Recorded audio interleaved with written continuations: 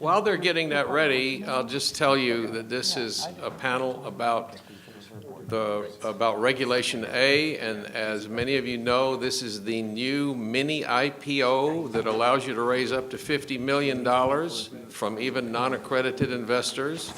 It has loosened many of the IPO rules, allowing you to do such things as testing the waters before you even file your paperwork for the IPO. You can actually go out and ask people, if we do an IPO, would you invest?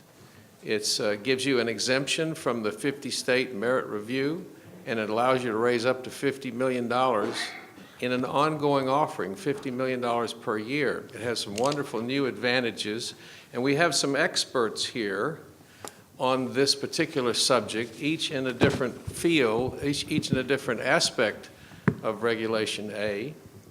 I guess what we're going to do is we're going to show Michael Craig from Computershare is going to do a little small demo about the wonderful things that Computershare does for Regulation A offerings.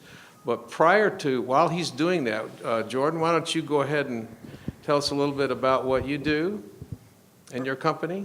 Yeah. So, hi, Jordan Fishfeld again. I run a platform called CFX Markets. It's a secondaries platform allowing shareholders, limited partners, owners of minority, traditionally illiquid positions to sell those in a transparent, open marketplace. So we've dealt with Reg A, Reg CF, Reg D, and then REITs, BDCs, and then of the Reg Ds, LPs and hedge funds. We've actually done some EB5 trades as well. So really the idea being, if you're a minority holder of an asset and you somehow need liquidity a little bit sooner than the manager's willing to provide it, our marketplace will connect you with buyers who have a thesis on the industry and can kind of supply that liquidity. For most of the people in this room, actually, it'd probably be more likely. We have at least 5 hedge funds and a number of family offices that buy on our platform on a regular basis. Discounts can range anywhere from 7 to 45% below published NAV. And so there's a significant buy-side opportunity as the basis and liquidity being provided is advantageous. So why the Reg A industry is really exciting for us is there's a significant explosion in the number of shareholders that are now owning private positions, and a lot of them may or may not be aware of the duration of the investment at the time they make it, or may just run into an unknown or unforeseen life event. And so by providing a platform that can execute a trade within this asset class, we feel there's going to be even more significant adoption because that kind of lack of liquidity fear can be put to rest a little bit more than it had been before. So that's what our platform does. And that's name the platform again? CFX Markets. So looking forward to the chat and the conversation with a lot of these experts in the market. Blaine, you're with Folio, and your company is a brokerage that does these sorts of transactions. You want to tell us a little bit about that? We just did, Gene.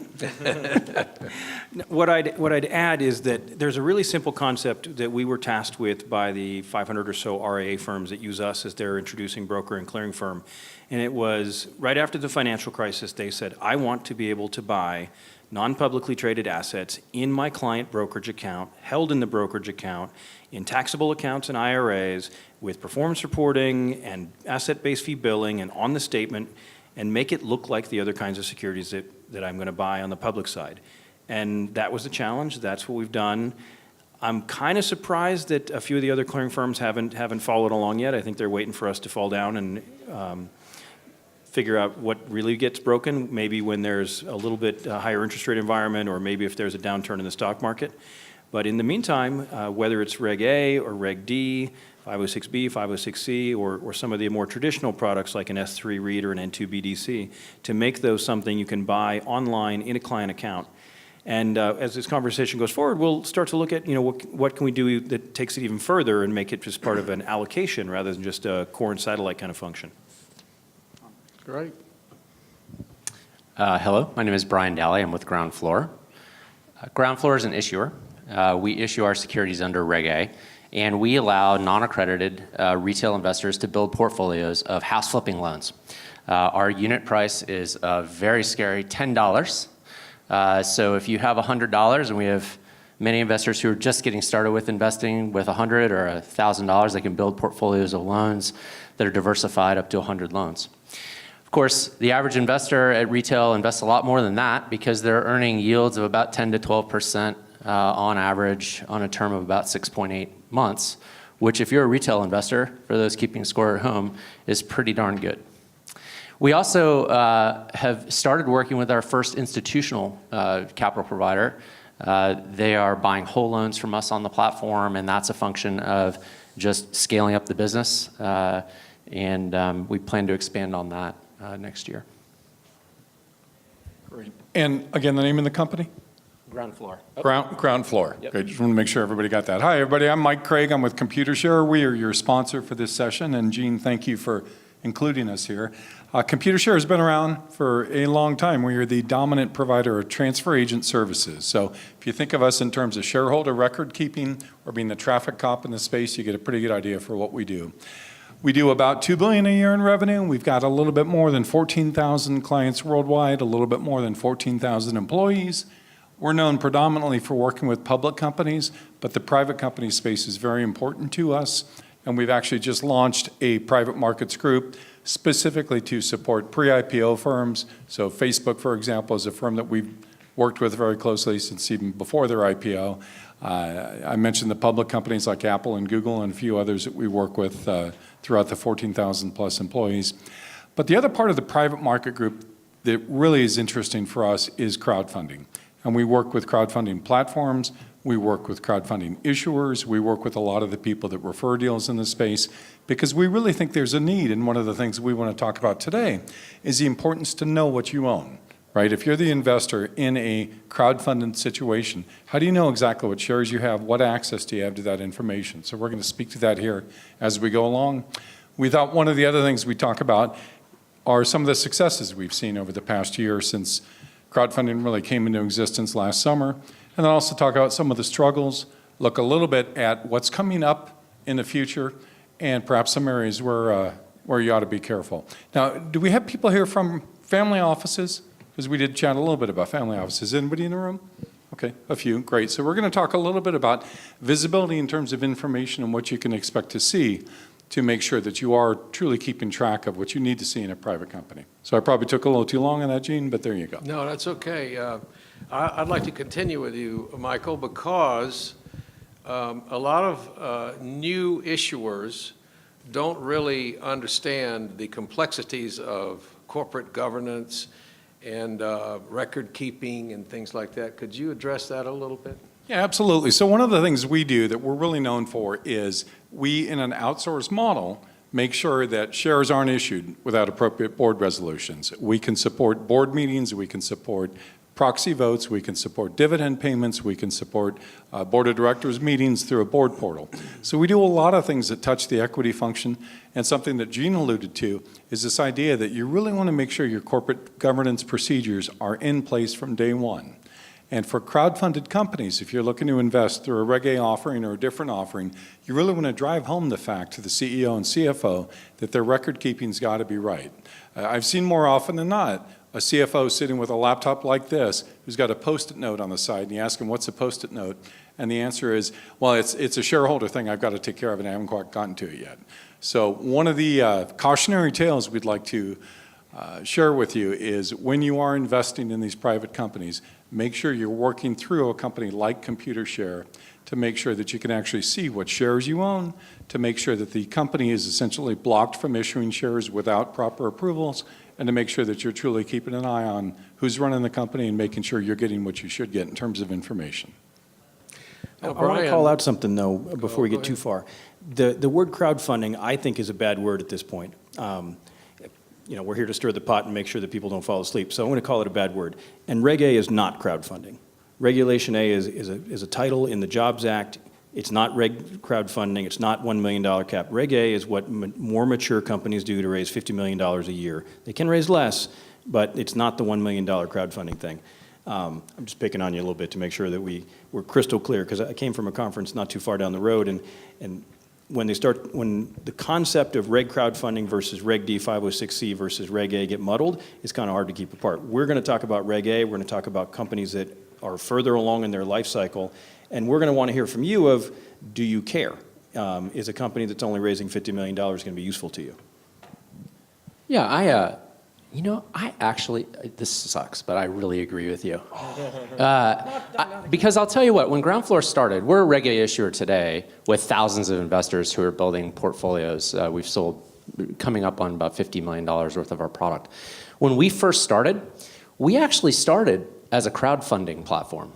So the first thing we did is we used an intrastate exemption to, we were the first. In Georgia. In Georgia. We used an intrastate exemption to try to crowdfund a property. And it was an unmitigated failure, because crowdfunding is not as powerful a concept as selling an investment security. And they're two different things. We don't talk about crowdfunding lending club loans, do we? We talk about building a portfolio of investments. We talk about allocating capital into that portfolio and making risk-reward trade-offs. We started to realize very early on that's what Groundfloor is as well. In the same way, we allow little micro nano hedge funds to build their own portfolios, and these are American households that do it $10 at a time. So I agree with you. Crowdfunding as a concept can be certainly interesting on Kickstarter. It can be interesting for a charitable cause, but that's a very different thing from selling the type of securities that we're all talking unique about. thing about Groundfloor that I've always been really impressed with is people make 12%, 10, 12% on their investment. And you are effectively reaching out to a large number of people and completing an investment in something through a group of people, so you could kind of call it crowdfunding. I mean, I don't object terribly to it, but I'll tell you what, our investors don't show up to the website and say, man, I really like that house. Or like you would on Kickstarter, I really like that real estate investor. I want to back that person. I want to make their dreams come true. They're not doing that. First of all, our loans sell out too fast. So when you show up to the website, the loans are gone in 15 minutes or 60 minutes. So we have a preview window during which you can choose your investments, so you can make smart choices and smart allocations. But for the most part, people are looking to achieve yield and trade risk reward. That's not really crowdfunding the way that I've always understood it in the Kiva sense. So you have effectively a dividend security, which is different from a lot of Reg No, As. it really is I mean, we're using Reg A in a very unusual way. I mean, we're only the third issuer that the SEC has ever qualified or registered. And Reg A can be either debt or equity, right? Right, and in our case, we're selling a debt security. It's very similar to what Lending Club sells. Only 3 issuers have ever been qualified to sell a security that works this particular way. It's novel and it's interesting if you're into securities law. If you're an ordinary human being, it's interesting because you can get to do the things that a lot of people in this room with much larger pools of capital get to do. And let's see if we can just sort of jump back. How many people in the room are really well acquainted, feel you're fully conversant in Reg A? Just show of hands. Okay, good. So one of the things that we found is doing a panel like this, it's hard to go through all the technical requirements and what is Reg A and what is not, what is Tier 1, what is Tier 2. So we've sent some handouts around, and I want to make sure everybody can see them. This is one prepared by Seed Invest that goes through the different tiers of Reg A. I've also prepared a document that we're calling Resources for Crowdfunding. I got a lot of links on here that don't do too much good in a printed setting, but I'm more than happy to email you the list and the links if you just reply to my email there at the bottom. And then I've got some information on Computershare. As a transfer agent, we've got brochures around the room and more brochures out front. So maybe, Gene, if we could, let's have the panel talk a little bit about successes they've seen in Reg A over the last year. Yeah, that's a great idea, because there have been some successes and there's been some that are disappointing. So Blaine, you want to talk a little bit about that? Well, I'll start it off. As a clearing broker-dealer, introducing broker-dealer, we've done maybe just shy of a dozen Reg A Tier 2 offerings now, and they break into three camps. Camp one is, it's just a better IPO vehicle if you don't need more than $50 million. So Fat Brand started trading this morning. That's the Fat Burger in LA. A couple of weeks ago, we did Chicken Soup for the Soul Entertainment. That's part of the Chicken Soup for the Soul book group. Before that, we did Myomo. Those are ones that we call them mini-IPO or small-cap IPO because even though they're using Reg A, which allows for testing the waters, it allows for talking to your customers in no quiet period, if you go right to an exchange, it pretty much feels like an IPO. So we'll call that bucket one the mini-IPO. And for the companies that have a rabid fan base and a following and real financials, it's been a pretty good tool for them. They're able to raise capital at the same time as raising their brand profile and doing customer marketing. So that's been good for them. Second bucket, real estate, good stuff. Whether you call it a REIT or whether you call it a fund, or there's one out right now, Secured Real Estate Income Strategies, because it's a bridge financing and they weren't allowed to call it a fund because the underlying asset isn't a security. Regardless of what branding it gets, it's real estate. And it's packaging it in a pool, blind or not, bridge or actual property. It's real estate. Most people understand real estate, and it's a reasonable way for the issuer to go out to market and raise money. But what that's solving for is a different problem. That's solving for an expensive broker-dealer distribution network, instead going direct through technology and going online.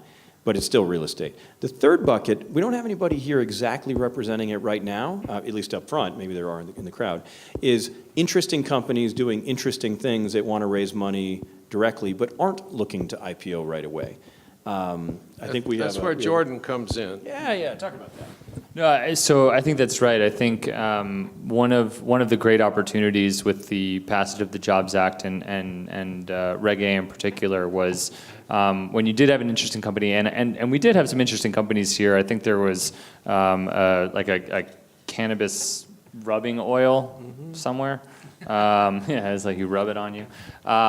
But very very interesting company, decent amount of financials, but not a long history, not enough that there would be, NASDAQ's reporting requirements are even higher than the SEC requirements for Reg A, and so you really do need a much larger history, some additional. So wait a minute, if I'm doing a Reg A, the listing requirements are harder for a Reg A than a regular listing? Not necessarily harder, but different and additional. Right, okay. So there are different requirements and there are additional requirements, and then you get the benefit of trading on NASDAQ. What we've been able to do and provide the Reg A space is if you complete a Reg A transaction and you use a transfer agent like Computershare, we can then provide a market for liquidity that doesn't require necessarily. You're actually an exchange. We're not a registered exchange. We're a transfer, an alternative trading platform. Okay, so I can, legally. if I've got some Reg A shares that are not on NASDAQ yet, I can actually sell them through your website, right? Correct. Assuming the issuer has a transfer agent. We need a third party that verifies shareholder management and does the clearing and has in order to effectively change ownership and in order to confirm and it's past the restricted period. Right, and we have some blue sky rules, and there's also some some personal hardship waivers that may or may not happen. But in any case, I think to Blaine's point, and you can do both private shares, crowdfunding shares, Reg CF shares, and also Title 4 shares, right? So we've done, yeah, that's right. So our platform trades everything from REITs, BDCs, Reg CF, Reg D, Reg A, so titles basically 2, 3, and 4. Again, with a major necessary component being some sort of third-party trust factor, usually a transfer agent, and we've done trades where Computershare was the transfer agent, or some of the other transfer agents in the market. And with that third bucket, though, I think what gets really exciting is there's a lot of interesting, unique companies that can raise one of their earliest stages of capital through Reg A, bring this massive shareholder base. I think there's one going off in Colorado that's a summertime ski resort. And so they have this massive following of people that are using their services. And their shareholders may or may not need liquidity in the future, but they definitely are not a mature company, but they can benefit from kind of this community engagement and community support to raise that $50 million they needed to open up a second park. I think their first one is in Lakeland, and I don't know where their next one is. Michael, Great, thank you. And got just a question, Michael. yeah. Now, if I'm trading, if I'm on his platform and I've got unlisted shares, maybe private shares or Title III shares, do you want to walk us through that process, how it would work for on the back end with Computershare? Well, I think the key thing is when you partner with us, you can come to Computershare or a different transfer agent as early as practical. You know, we don't charge you for more services than what you need. So typically what a company would do is come to us, make sure that we're keeping an eye on their shares, making sure that we're approving any kind of new share issuance, and then we can partner with different firms to make sure that access to those shares is made available to those that need them. So what I would like to do, Gene, is kind of return to this idea where we're talking about successes in Reg A, because I think we've all seen individual companies. Right. It's interesting to me that Reg A is advertised as a democratization of capital. So the idea is that more people get to invest rather than just approved investors or accredited investors. Some of the successes we see are things like there's a deal called Rayton Solar that's raised over $5 million as a Reg A, and we're proud to have them as a client.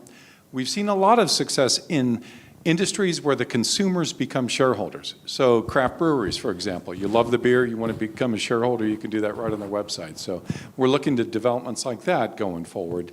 But wherever we have successes, we also have struggles. And I think in the past year, it's probably fair to say that we've seen some things that haven't quite worked out. The one that sticks to my mind, and I won't mention the company, but Reg A offering that was late in filing with the SEC, which is really sort of a scary thing, right? So it turns out that they got bad advice. It wasn't as if they forgot or something like that, but their trusted advisor did not give them the right information. This was not a client of ours, so I, again, don't want to mention the name.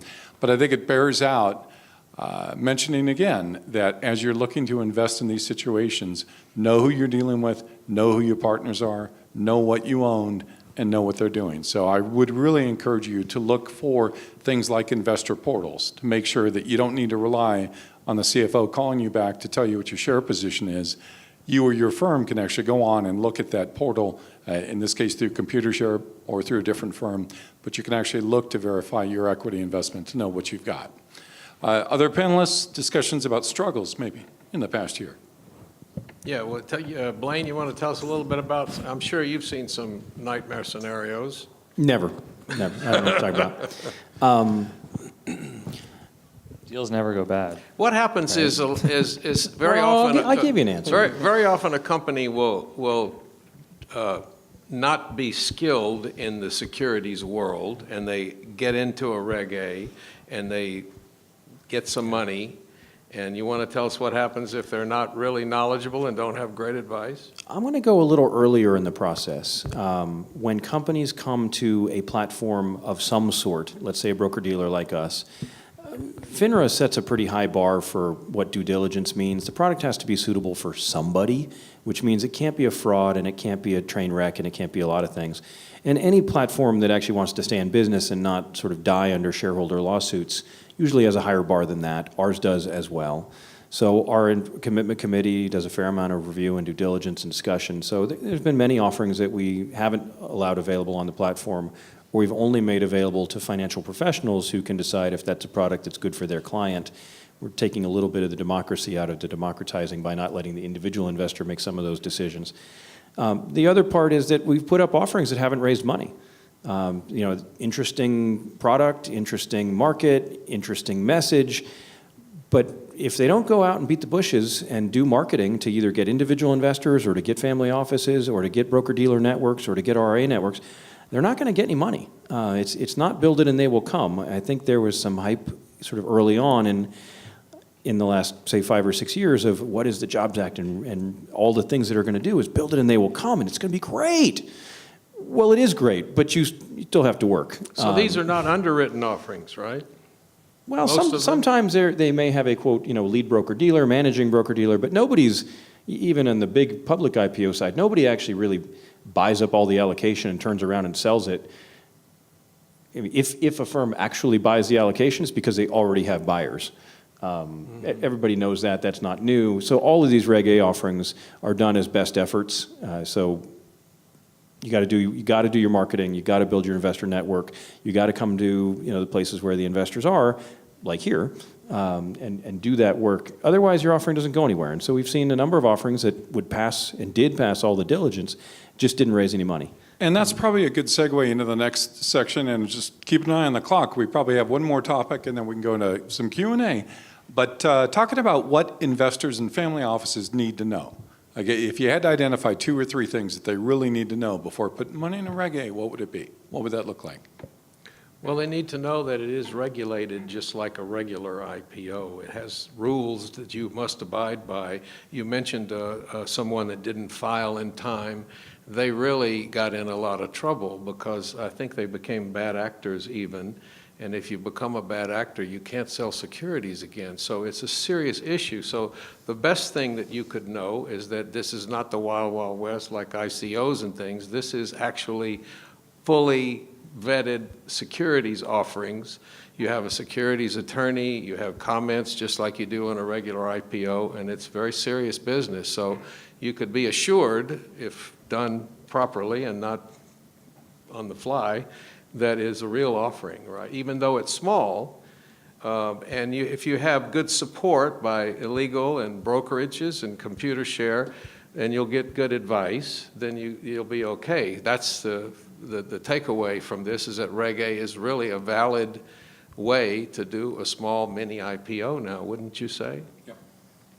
Yeah, and I think for the investors in the room, recognizing that as the scale of companies kind of remaining private longer continues, in order to properly diversify across the United States, basically industry, there's going to be a need for participation by large money managers, by family offices, by hedge funds into this market through Reg A, through the broker-dealer portals.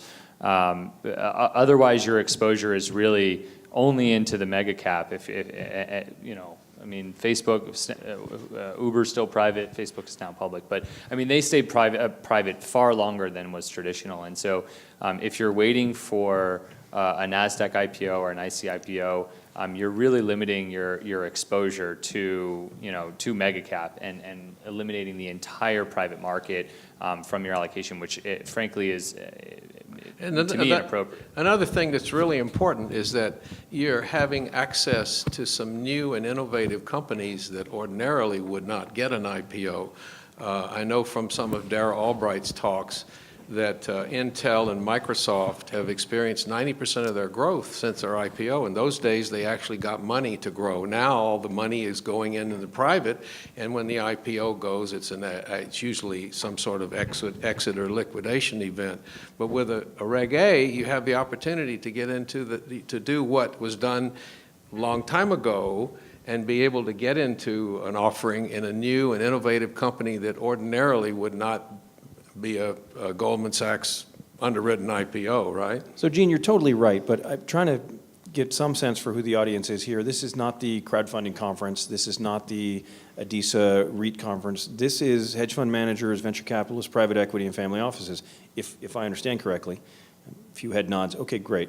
So I think you might be saying, well, so what? Reg A, thanks for educating me, but what do I do with it? I'd love to hear some questions of what people think they might do with it. A hypothesis I could see might be along the lines of marketplace validation. If other investors, small, medium, large, maybe not large, otherwise that'd be you, small and medium, go do the due diligence and spend the time and have proved that they love the product, maybe that's the marketplace validation that shows larger investors like yourselves, okay, maybe we'll go spend the time to learn more about it. What do you think, Brian? I'll tell you, having raised, when we first started Groundfloor, our first round of convertible notes was from a couple of angel investors who kicked in about $150,000 to fund our first pilot in Georgia.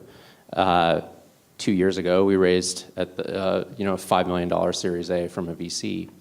And I'm not ruling it out that someday, long before we IPO, we may raise equity through Reg A.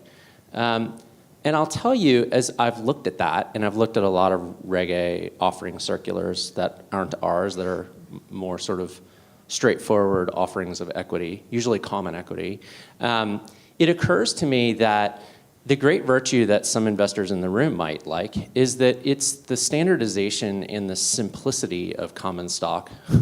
That is, sometimes there's tremendous overhead to not only negotiating, but then managing a position in a preferred stock holding that you might have. You also have a lot more flexibility to build a diversity of positions similar to what you might do in the public market, certainly not that large. But as an issuer of these securities, I think, we go to a lot of effort in our offering circular to provide things that I don't think most, if you have tech startups in your portfolios, do. Audited financials, for example, which is a requirement of Reg A. Regular updates, following up, and regular disclosures after that, which your mileage will vary. Hopefully, I, as a startup CEO, have been excellent with my investors, but maybe not all of your portfolio companies are. There are great virtues, I think, to investing in something that looks like an IPO, walks like an IPO, but actually isn't an IPO. It doesn't actually trade on the market. Sometimes quacks like an IPO. What's that? And sometimes quacks like It may quack like an IPO. Hopefully, it soars like an IPO, which is what ours will do if we ever do one. But that is one of Yeah, and let's just be sensitive on timing here. So I think just to sort of wrap things up, as we were talking before the panel, one of the things we'd like you to keep in mind is make sure you know what you own. And if I had a major position in a private company, I would insist that they employ a transfer agent, and I would insist that that transfer agent have a portal where I could actually see the shares that I've got to make sure, one, that new shares aren't being issued. We're in Vegas, so we should probably talk about the flamingo if we had more time. You want to make sure that more shares aren't issued when they shouldn't be. Secondly, you want to make sure you can view that without having to call the CFO or CEO. And thirdly, do your due diligence, which sounds obvious, but we see a lot of people charging into Reg A deals that only hear the upside and they don't hear the scary part. So hopefully one of the things we shared with you here today is the idea that there are struggles, there are challenges. We think it's really important that your issuer firms, your portfolio clients do a great job of picking the partners they work with. And I think with that, we're probably ready to kick it open for questions. David, has somebody you got a mic for questions out there? There has to be one question, at least in this room. We're not going anywhere until we get one question. One question, please. I think we gave them so much information, they don't have any questions. No, you promised we were staying here. Was that not the best panel you've ever seen? Could you, I've been moving and running around a little bit, so excuse me if I didn't hear about real estate, but with Reg A Plus, I believe real estate is a perfect way to raise money. The reason that real estate developers. The reason Could you real talk a little estate bit has about that? done well, and you don't see a lot of Reg A for movies, is because real estate's easily understandable. And you're giving a person who invests in real estate and Groundfloor, I believe most of your offerings, Brian, are they return their equity within the year. Is that correct? I mean, out of Not all of them, but out of 350 some odd loans, we've had our fair share that didn't pay on time. But at least you know what you own. Yeah. Most people feel it's tangible, and in our case, at any given time, 60% of Americans are already an investor in the asset class because they own a home. Right. So whether because you watch house flipping shows or you dream of flipping a house or you've done it, a lot of people think they know something about the It's asset. easily understandable. Real estate, everybody's heard about it, and you've got a tangible asset, so that's probably why it's been more used for Reg A than any other type of thing. Well, I'd also add in that the traditional non-traded REIT vehicle of an S11 filing is, without getting into lawyer speak, and I'm not a lawyer, is subject to state blue sky laws and requirements, meaning that every state gets a say on whether or not that offering is allowed to be done in their state and how. And for the most part, the states don't allow for electronic document presentation, don't allow for electronic signature, have their own bespoke suitability requirements for every single state. You call them the 70, 250, but you wish it was that uniform across the states. So part of the reason the smaller real estate offerings can work through Reg A so well because it's a federal exemption. They operate at the federal level under the federal laws, which are nice and consistent, work all the way across the board.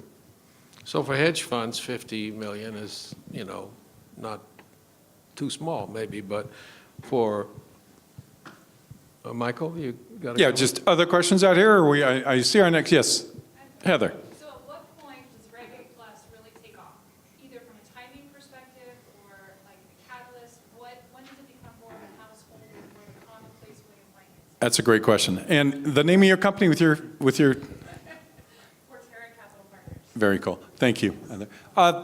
First thing is Reg A got off to a slow start last year, which I think is the best possible thing that could have happened, right? Because there's a lot of interest in it. If there were too many deals flowing in, right now we'd be hearing about all the failing deals. So there's a major car company that was a huge success, and now they're looking for $100 million in additional funding, and they're not sure how they're going to get it.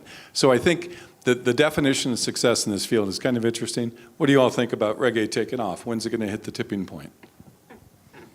For us, you know, when we've been in this industry now since kind of very early on, and as part of currently the treasurer of the Crowdfunding Professional Association, which is the largest trade organization around the crowdfunding space, and so we see kind of the adoption by more traditional distribution networks and more traditional fund managers as the kind of gateway to more acceptance by the retail investor. And so as more, and we're seeing it now, large real estate private equity funds specifically that can raise $150 million in a snap are doing a deal under Reg A. They're doing it in Chicago right now. A lot of it is both for capital raising, and a lot of it is to build a shareholder base of local investors. So when you go to ZMP, you don't have to deal with, for zoning and planning, sorry, you don't have to deal with neighborhood issues as much as you used to, because you've done geo-targeting marketing and really only taken money from a local group of people that all support what you're building. And so there's a lot of great use cases for the direct access point and for federal exemption of state sky laws. And so again, for me, I think there's going to be a continued slow trend of more unique cases and more kind of interesting companies. But as the distribution network becomes a little bit more traditional, I guess, but compressed from a fee structure, we'll see a lot more investors within this specific exemption, and maybe not the direct side of it, but at least through that security. And I think we are bumping on time here, so if it's okay, I know the panelists will be around. The one thing I always want when I'm in the back of the room is I want to make sure I get the panelist's name and company affiliation right. So if we could, Gene, start with you, and let's just go down the aisle. Gene Massey, and I don't think I told you what I do when we started. MediaShares is actually a company that does the marketing for Regulation A's, and we do consulting with companies that want to do a Regulation A. And we also are experts in video marketing. We're doing the video for the conference. And basically, we can help companies that are interested in doing a Reg A attract customers. One thing that is very important that we have discovered is that if you're doing an offering, whether it's Reg CF or Reg A, you get about $10 for every dollar you spend in marketing. And a lot of people don't realize that. You might get more, you might get less, depending upon how good your story is and how appealing it is. But you have to spend money in marketing. It's not an underwritten offering. You have to go out and market it yourself. Jordan Fishfeld, CFX Markets. Blaine McLaughlin, Folio Investing, Folio Institutional, and Via Folio. Brian Daly with Groundfloor. I'm Michael Craig with Computershare. Thank you very much for your time. And if you have any other questions, please take a look at the handouts that we pass throughout the room, and you can find us in the back of the room here after the presentation. Thank you very Las much. Vegas.